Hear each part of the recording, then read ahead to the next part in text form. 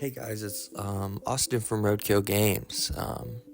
Just want to have a little discussion video from a player standpoint with the whole Pokemon versus Yu-Gi-Oh! TCG. Is it easy? Is it hard to play? Yeah, I recently picked up Pokemon 2 weeks ago. I had played before, but never in a very deep way where I wanted to buy the cards. But I've played Yu-Gi-Oh! For a long time. I played in 2012 to 2013 during Dino Rabbit and Wind-Up format. And then I took a break until summer of 2022, so I've been playing for almost 3 years now in the meta and learning Yu-Gi-Oh! So here's some of the things I found out about both. And I'm kind of leaning towards Pokemon. I might start playing Pokemon more. So Yu-Gi-Oh! Cards are very, very, very, very, very expensive. When it comes to Pokemon, some of the best cards are $10. Yes, if you aren't aware that they print it in many different rarities compared to Yu-Gi-Oh! So the pricing is pretty good compared to Yu-Gi-Oh! Most decks in Yu-Gi-Oh! Right now tend to be about $600 to $800, where Pokemon it's usually under $100 after you take out the trainers and stuff like that. If you get them at their bare bone. There's more on top of that.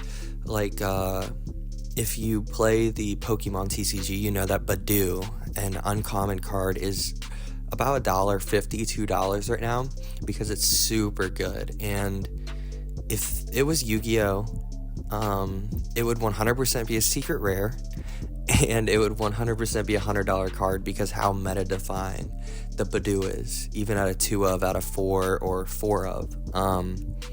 I just know Konami would make it a secret rare, make it a $100 card, 100%. And the other thing I think about too is the ban list. It's hard to put your money into cards right now. I have friends ask me when I should sell the Molcharmies or, these $60 to $100 cards with the Fiendsmiths. I've had many questions about the Fiendsmith engine. Konami never gives you a set time of when the ban list will hit. They'll just announce it and be like, this Sunday a ban list is hitting, and then people start going crazy, market starts flying. Whereas in Pokemon, I think the next rotation is April 11th. You just know when it's coming up, and plus your deck isn't $600 or a 3 of that you need for $80 a piece, right? So that's what makes it hard, is the good cards always get out of the format, and then they print new cards where you have to buy those to get in, just stuff like that. Another thing I think it's hard for people to play Yu-Gi-Oh! Is just the interaction when it comes to hand traps like Ash Blossoms or even Effect Veilers, just the whole chaining, I do an action and then my opponents hold up, and then they shuffle their hand for 20 seconds, and then they're continue, or they drop an Ash, and then you chain this and chain that. I think chaining is a very hard concept for people to understand if they haven't played Yu-Gi-Oh! Before. I know when I quit playing Yu-Gi-Oh! In 2012, 2013, they had Max C, which you could interact with Max C, but the interactions now are just huge chains. I've been playing a lot of Master Duel, and Master Duel helps with the chaining, but in person you really have to be on your shit, or you're just gonna get blown out by one hand trap that just changed everything. When it comes to Pokemon, you get to grind your turn and not be interrupted. You can kind of move and navigate how you want to. That's why I watched a video about sequencing. I didn't really understand the whole thing about sequencing, deck thinning, and stuff like that, because it is easier to draw cards. And when it comes to Yu-Gi-Oh!, there's a lot of adding cards. Sometimes, your opponent just has 10 minutes of just adding cards, and they put up a board of 3-4 negates, and when it comes to Pokemon, nothing gets negated. Some things you have to go around because of their abilities, but nothing gets straight up negated. So I really respect the sequencing. I think prizing too is a big thing. Yu-Gi-Oh's always had an issue with prizing. where they just give you a Nintendo Switch, a backpack, and a pat on the back with a trophy, right? Whereas in Pokemon TCG, VGC, I think Pokemon Go even has tournaments, they give you cold hard cash, man, you know? So there's been a point of me now where I love Yu-Gi-Oh! I love playing Yu-Gi-Oh! I don't want to invest in Ryziel. I don't want to invest in Malice. If you're new here, I run a business where I buy and sell Yu-Gi-Oh! Pokemon sports cards.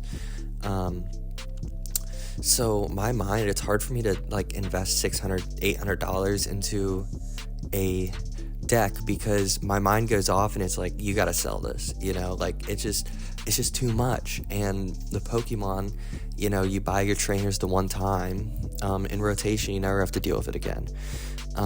Whereas Yu-Gi-Oh! There's archetypes and this and that and the other, where Pokemon, you can kind of just fusion it all together. And yes, Yu-Gi-Oh! Might be fusing it all together, but the best engines all together will still run you a rack, you know, $1,000. So I've been really trying to get into hat format, and I've always kind of seen Edison as a good spot.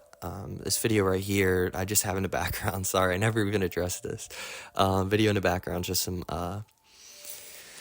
dueling book, aka dueling network, in the background of some Edison format. Not me playing, by the way, but I really enjoy Hat and Edison. It's not as chain happy. You kind of know what's going on. Trap cards are still good.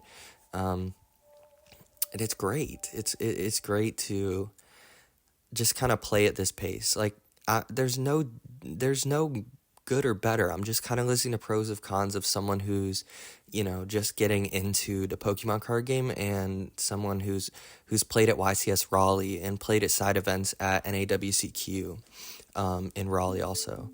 And I play at locals, and you know, I've been close to the high standards of Yu-Gi-Oh! I've seen the inner functions of Yu-Gi-Oh! I'm not just someone on the internet. I've been a part of some of these events, and I love them. They're great. And I love my locals in Raleigh. So I just see myself playing more Hat and Edison, just like trying to figure out a format. Because here's another thing that I have noted down. Reprints. It's really hard to sell Yu-Gi-Oh! I never buy modern Yu-Gi-Oh! Like, if I'm buying a collection, I want it to be like at least 2020 and back. Because the reprints, you just never know. I know the Molcharmy's got announced reprint. People go crazy, right? Or just other things along those lines, where, as in Pokemon, yes, there's reprints, but there might always hold value to this card because someone wants to collect it. People don't collect Yu-Gi-Oh! As much as they do Pokemon. I bet you 95% of people who open packs of Pokemon are collectors and don't play the game. They've never played the game. Whereas Yu-Gi-Oh! It's probably the other way. 95% of people who open modern Yu-Gi-Oh! Packs play the game, right? So it's just a whole different standard. And the reprints, as some reprints have been good, some reprints have been terrible. Triple Tactics Thrust, terrible reprint. They reprinted it, and then it was short printed in Magnificent Mavens, I believe, and it was still a $40 card. Yes, it dropped from $60, but it went from $60 to $40. And the same with Pot of Prosperity. When it got reprinted into the tins for the first time, it was like $35-$40 still out of the tin. So I don't know. It's a hard Yu-Gi-Oh! Right now. Modern Yu-Gi-Oh! It's a hard place to put my money into as a hobby, and that's okay.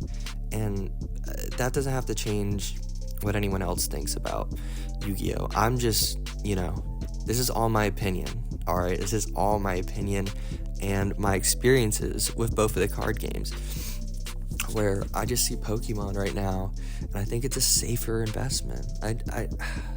To play.